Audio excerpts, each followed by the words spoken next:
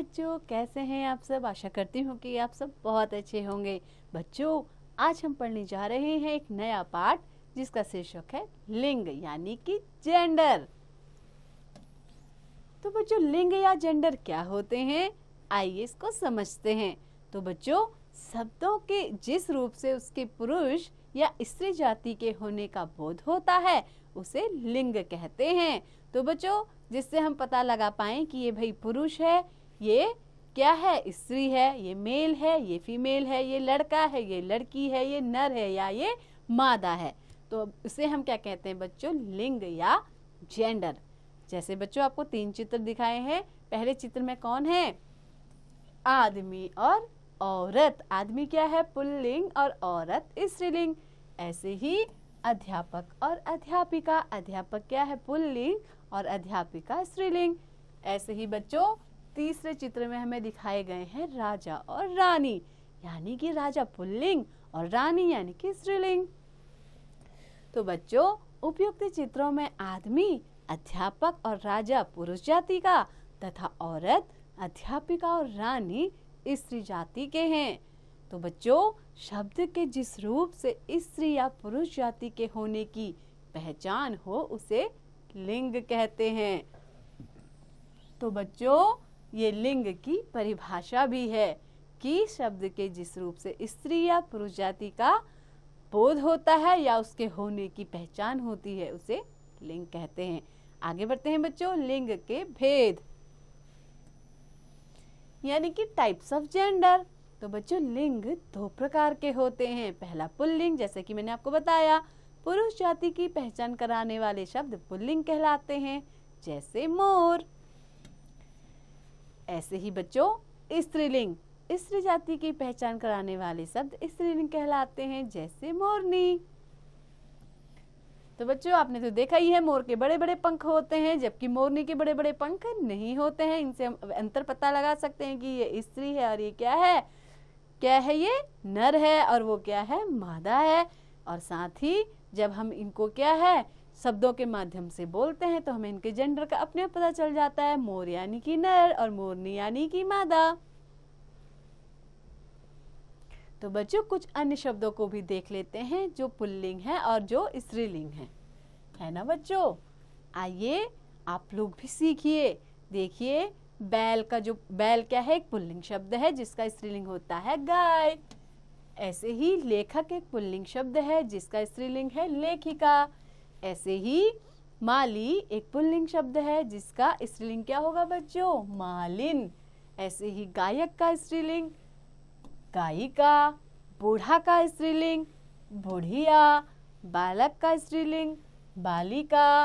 और बच्चों, छात्र क्या है, एक पुल्लिंग शब्द है जिसका स्त्रीलिंग छात्रा है। ऐसे ही चूहा पुल्लिंग शब्द है जिसका स्त्रीलिंग क्या है, चूहिया।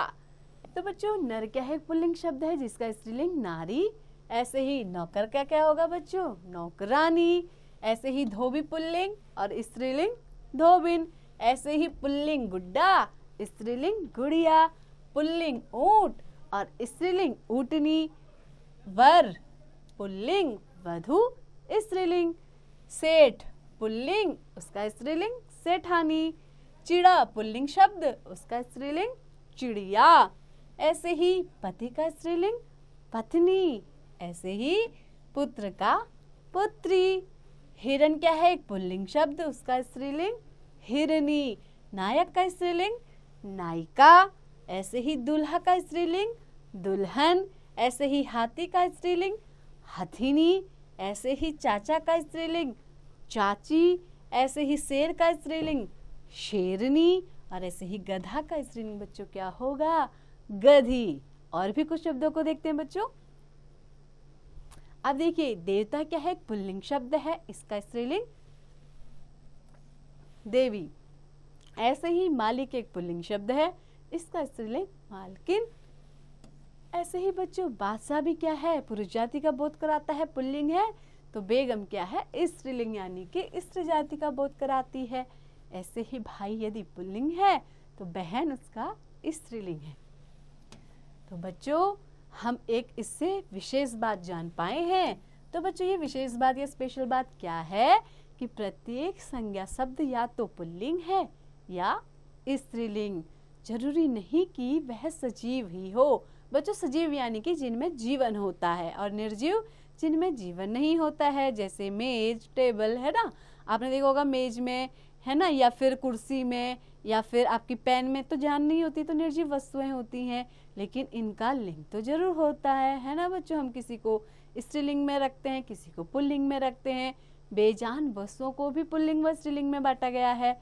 जैसे इमली खट्टी होती है और नींबू खट्टा होता है। आपको पता है इमली में तो जान नहीं होती, वो तो एक निर्जीव वस्तु है ना, खाने का फल है, लेकिन हम कह रहे हैं इमली खट्टी होती है और नींबू खट्टा होता है। एक को हमने खट्टा कहा, एक को खट्टी कह दिया, यानी कि हमने लिंग उसका बदल दिया। स्पष्ट है कि इमली को स्त्रीलिंग व नींबू को पुल्लिंग माना गया है। तो बच्चों, आइए एक बार इस पाठ का दोहराव भी कर लें। तो हमने क्या क्या सीखा बच्चों इस पाठ में? शब्दों के जिस रूप से उसके पुरुष या स्त्री जाति के होने का बोध होता है उसे लिंग कहते हैं। लिंग के दो भेद होते हैं, पुल्लिंग तथा स्त्रीलिंग। तो बच्चों, बेजान वस्तुओं को भी पुल्लिंग व स्त्रीलिंग में बांटा गया है। तो बच्चों, आशा करती हूँ कि आपको ये लिंग वाला पाठ अच्छी से समझ में आ गया होगा। तो बच्चों, आप भी बार बार पुल्लिंग और स्त्रीलिंग शब्दों की एक लिस्ट बनाइए और उनका बार बार अभ्यास कीजिए। तो बच्चों, पढ़ते रहिए और निरंतर अभ्यास करते रहिए।